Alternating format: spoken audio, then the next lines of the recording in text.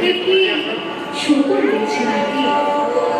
Sir বলল, এটা শুকুর নয়, সত্যি বটে। কথাটা শুনে কাকে ভাষায় দিয়েছিল আমার মা। আজ বাবাই যে থাকে, আমি মানুষটাকে দেখাতে পারতাম, দেখাতে পারতাম কিছু। আমার বুকের ভিতরে যে তেজাব স্বেচ্ছা বাতিটা জ্বালিয়ে দিয়েছিল মানুষটা, সেই বাতিটা আজকে কেমন আমাদের কুইরা ঘাটাতে আলো করেছে সেটা দেখাইতে পারতাম। আপনারা বলছেন বটে, তোমাদের মতো মেয়েরা যদি উঠে আসে তাই ভারতবর্ষ উঠে আসে।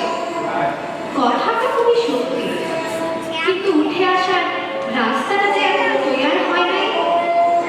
হারা পাহাড়ে উঠা দেখে জিনিস বহুত দাম লাগে, বহুত তেজ লাগে।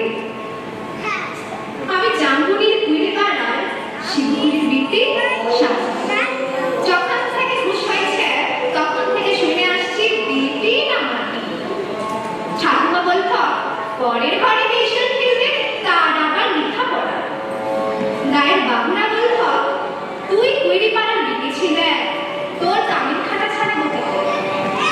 বাপ বলত, দেখ শাশুড়ি, মন খারাপ করলি তো হারিয়ে দিল।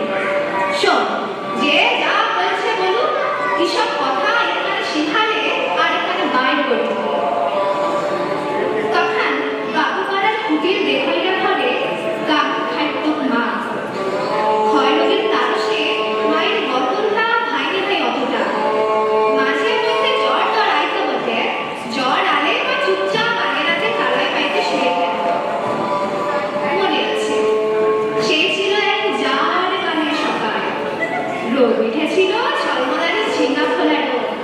আমি সে রোদে গাড়ি করছিলাম।